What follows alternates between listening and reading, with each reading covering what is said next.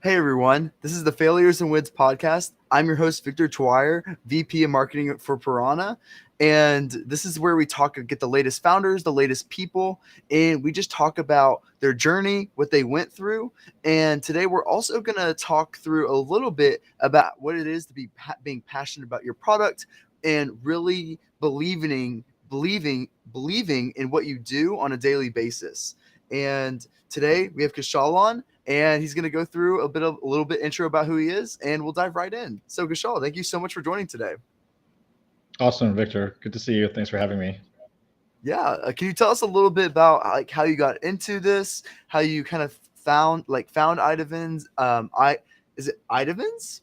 Like how do you say Vitamins. it?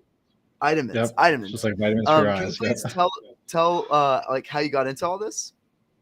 Yeah, I'd love to. I can give you the quick snapshot of like I guess my life in 30 seconds is. I went to college in New York. I loved physics and math. I wanted to be a rocket scientist, work for NASA or Boeing. After college, I got a job at Boeing. Realized it was like way too boring for me to be out in the suburbs of Seattle. All my friends were partying in New York, so I came back to New Yeah. York, went to med school. And then in med school, I fell in love with ophthalmology. Just thought eye surgery was amazing. I really liked the eye. And so I was specializing in that. And when I was out in practice in San Diego, that's when the idea for Itamins came to me. Like literally all of my patients had dry eye. Everybody was on the screen for 8 to 10 hours a day.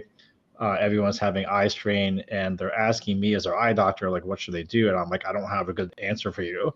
Like, here's some teardrops. Like, here's some like prescription drops, and like those burn and sting. Anyway, my patients were not happy. I wasn't happy, and everyone in San Diego is like, looking for natural solutions, anti-pharmaceutical. And so when I really began to dig into the research, I realized that these ingredients have a ton of science behind them. People don't know about them. And I formed the company to basically bring these to my patients and to the world.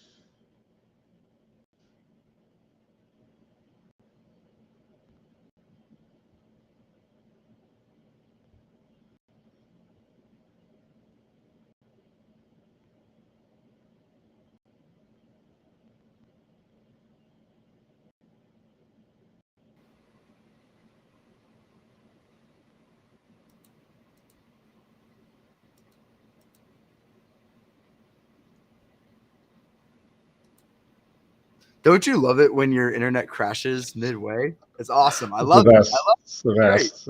Okay, please. Sorry, continue. My internet just randomly crashed, but we are here again. So please That's cool.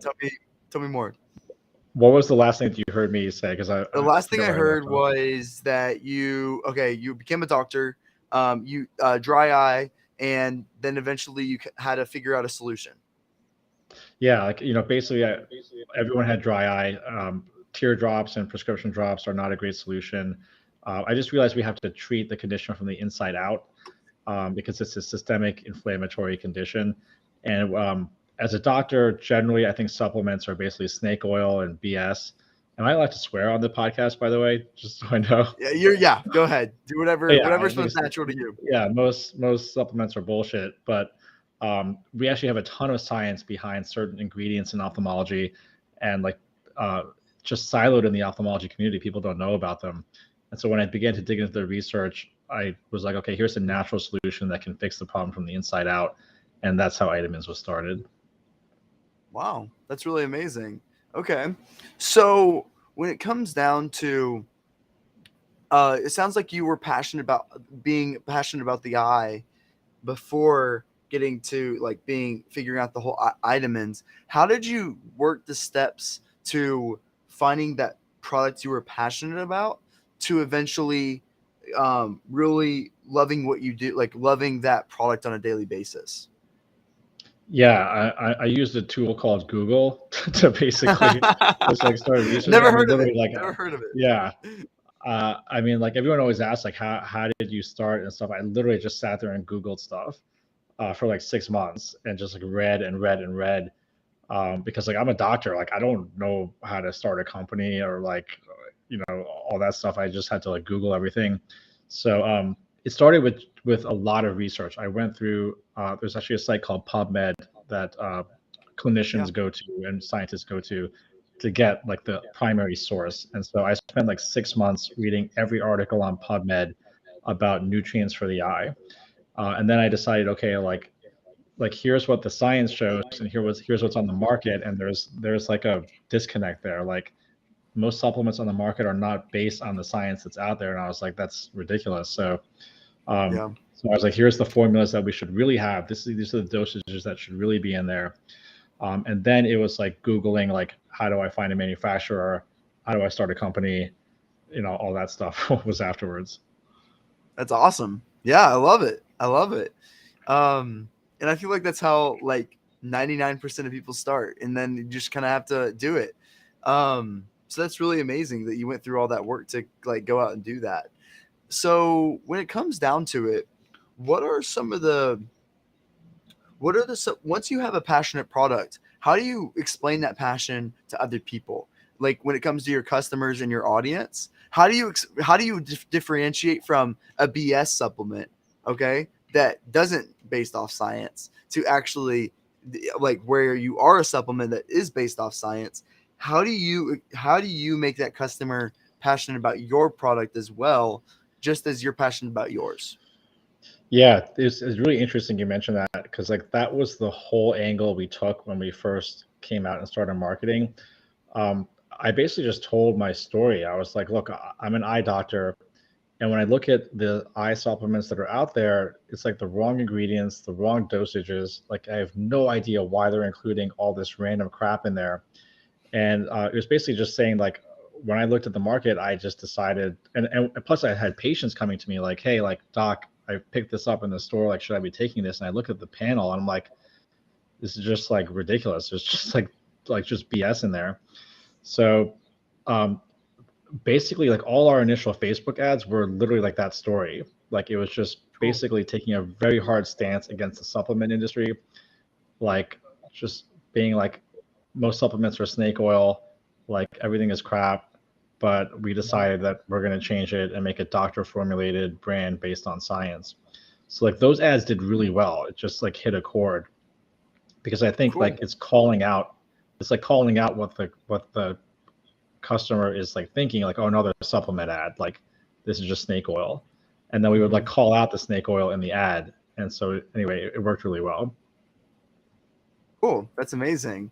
Okay, that's really interesting. So when it comes to like D2C in general, when it comes to client acquisition channels, and everything else like that, um, what are your thoughts on really doing like full funnel marketing and towards your product? So it sounds like you did a little bit of Facebook ads and things like that.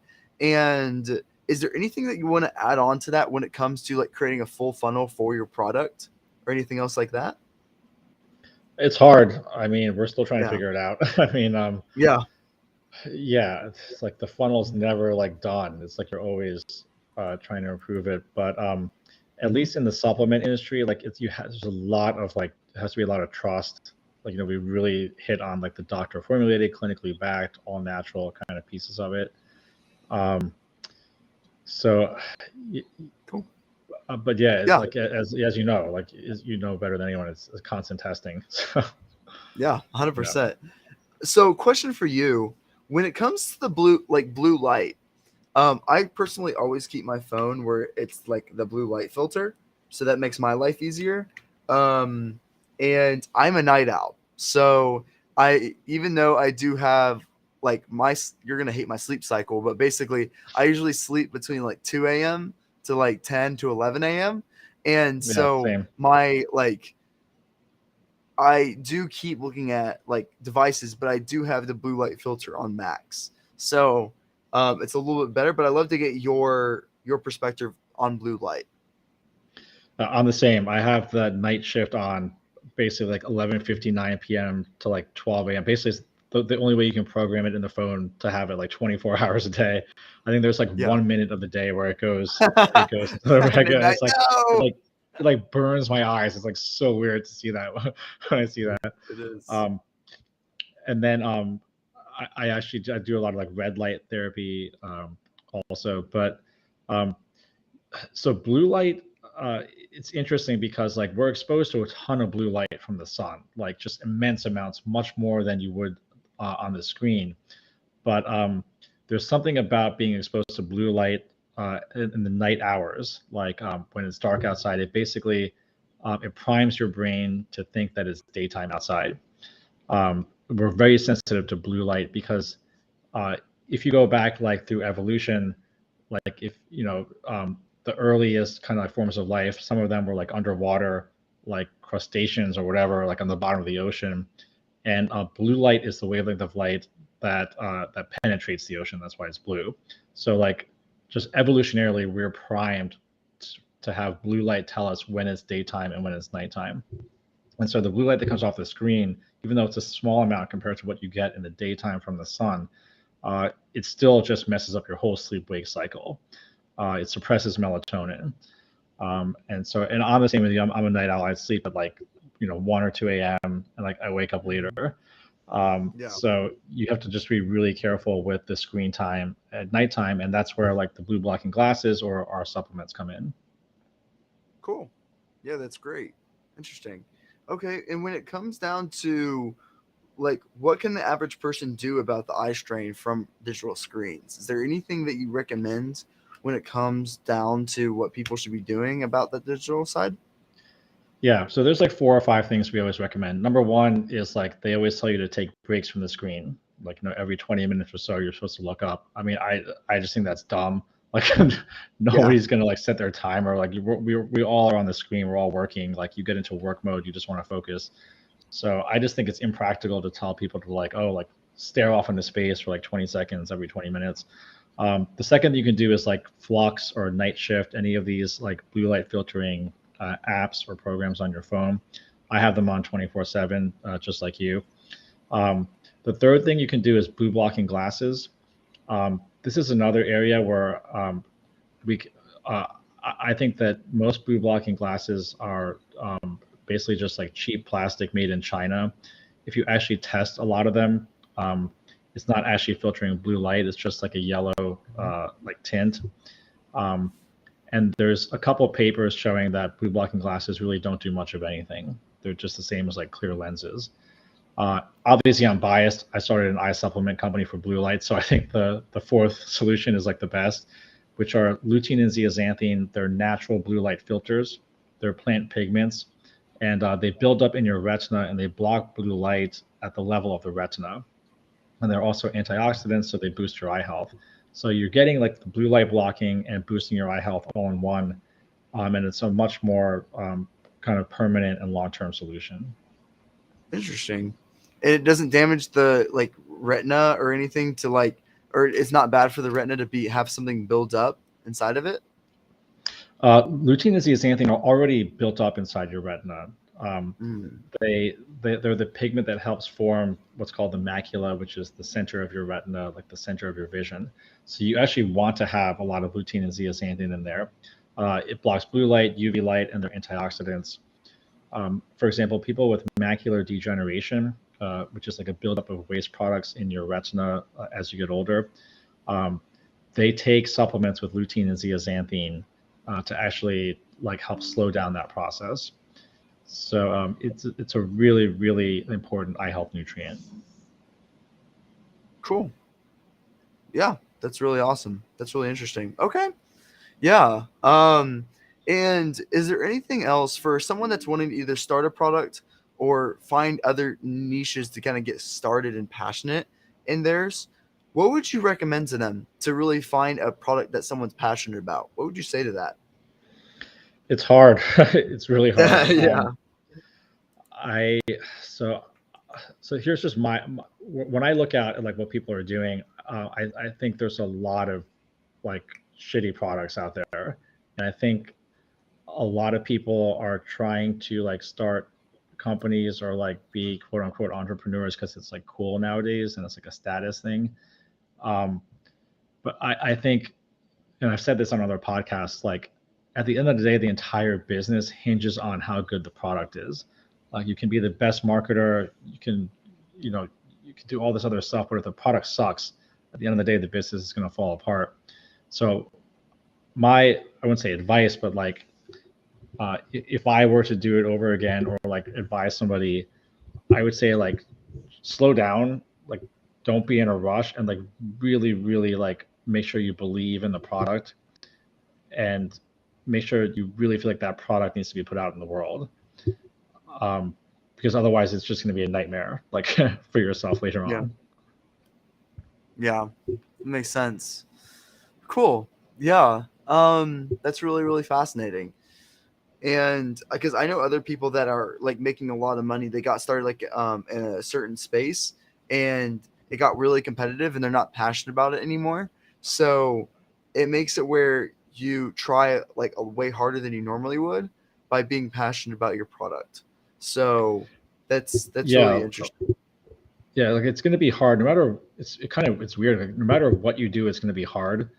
um like there's no like easy sort of like business you can start. So if it's going to be hard either way, like you might as well make sure the product is good and like you really like believe in it. Yeah. So yeah. That's really amazing. Cool. Is there anything else that you wanted to make sure that you communicate that has been top of mind, either when it comes to um, trying to find your passionate product, when it comes to eye health, anything that like you used to think that, oh, people are doing this and they should be doing this? Anything top of mind that you can think about there? Yeah, there's like three things I can think of. One is I think someone in the audience is asking like, what about those blue light glasses? Um, and so that's actually how I got the idea for this product. Is like I looked at the blue light glasses. I thought about like, okay, maybe I should manufacture these. And then when I looked at the science behind them, like there are several studies that show that they just don't do anything. They compared blue light glasses to a pair of like a clear lens, and there was like no difference. So I Interesting. don't think they actually work. I think if anything, they're temporary. Yes, they may help your sleep, like when you're wearing them, but they definitely obviously don't boost your eye health or do anything else for you. And I think you can get the same effect from taking like blue light filtering supplements like lutein and zeaxanthin. Um, let's see. I mean, I think So, the second thing question that like, go question on ahead. that. So, like, let's say if I have blue light filtering glasses in front of me, and then I take your supplement, and that also is like sort of a blue light filter. What's the difference between blue light filtering glasses? Because isn't that what the retinas are doing as well underneath with the supplement? What's the difference between my glasses and the retina filtering process? Yeah, I mean, in one way, no difference. Like the blue light's being filtered at the level of the retina, but the difference is that like the glasses are just external. Like it's not boosting your eye health. It's not helping you in any other way. It's only helping you while you're wearing them. So it's very temporary. And it's really unclear like how much of the blue light it's really blocking. Got So it. with I the understand. nutrients, like it's like you're getting the blue light filtering effect. It doesn't give you that yellow tint, to your vision, um, and you're also getting the boosted like eye health effect from the nutrients. And they look weird. Yeah, Let's be honest. yeah, I know. They look, Like Dave Asprey kind of like popularized them with the whole biohacking thing, but yeah, they definitely look weird. yeah. Um, But please continue. but What was the other things? yeah, I mean, to get back to your question, like the other thing that's sort of like top of mind for me is that like, look, like I feel like we take care of like every other part of our body, like our skin, our hair, our nails. Like everyone's taking like a hair supplement, um, and like how much more important is your vision than all those things? Like people would Yeah. rather die than like lose their vision when you survey them. True. Uh, and yet, like, what are you doing, to that effect? Nothing. Like people just don't make eye health a part of their daily routine. And then you end up coming to me when you're 65 years old and have like macular degeneration, and I have to tell you I can't do anything for you. Um, like I just think that preventative eye health, especially in today's digital world, should be top of mind for people. And I think it's our fault as the ophthalmology eye care community because we haven't offered people like something to do. Like, and that's the idea behind Eyetamins. It's like, here's something you can do every day to take care of your eye health, just like you take care of your skin. So, question: when you say eye health, um, I don't really understand. So, like, what's the difference between the food I eat and the multivitamins I take? What is the difference between that, like eye health scenario wise, versus, like, for example, like your supplements? Like, so, like, will I get more vitamin A, for example, that will make it where my eyes degrade less over time? Like, I'm just trying to figure out, like, when I take A, what happens like, what will happen after that? Yeah. It's essentially your question comes down to dosage. So yes, obviously have a good diet. Make sure you eat like green leafy vegetables, all that stuff. But the amount of eye health nutrients you'll get from your regular diet is so minuscule. It's basically it's not enough. You'd have to eat like 50 carrots a day to get the same amount of eye health nutrients you would You get don't from do like that? two of our gummies. Yeah, so yeah, I'm just a rabbit, like walking around. It's like it's a question of dosage, and then so why the dosage? Well, this is what the clinical studies have shown, that like if you take, for example, 20 milligrams of lutein and 4 milligrams of zeaxanthin, which is kind of like the recommended dosage, um, that's the equivalent of like 50 carrots, or like I don't know how many pounds of spinach. Um, so And what will that do by taking that? A couple of different things. I mean, number one, you get like the blue light filtering effect, so it improves your sleep because it helps regulate the melatonin pathway. It's an antioxidant, so I can't say it can prevent degeneration because it's a supplement. We can't make that claim, but it's probably the best thing you can do to prevent degeneration. And then there's also some research showing it improves some visual parameters like contrast sensitivity, motion detection, visual motor reaction time. I can't say it'll improve your like visual acuity, um, but it can definitely improve your like visual health parameters. Cool. That's really neat. Is there anything else you want to make sure that you communicate today that's been top of mind? Anything else?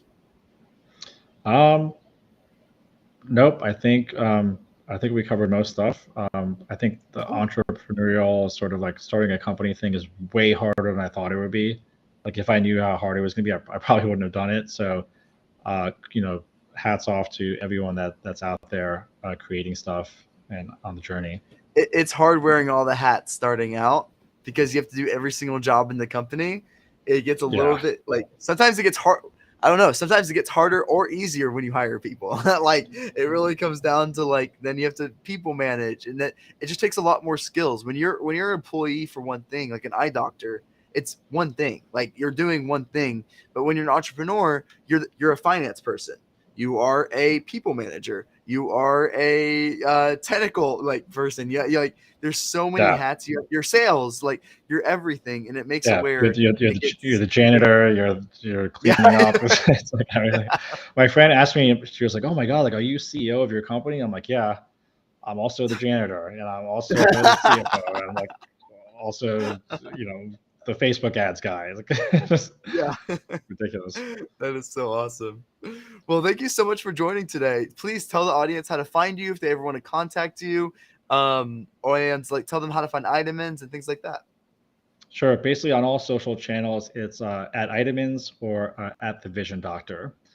So Facebook, Instagram, TikTok, you'll find me and the company there.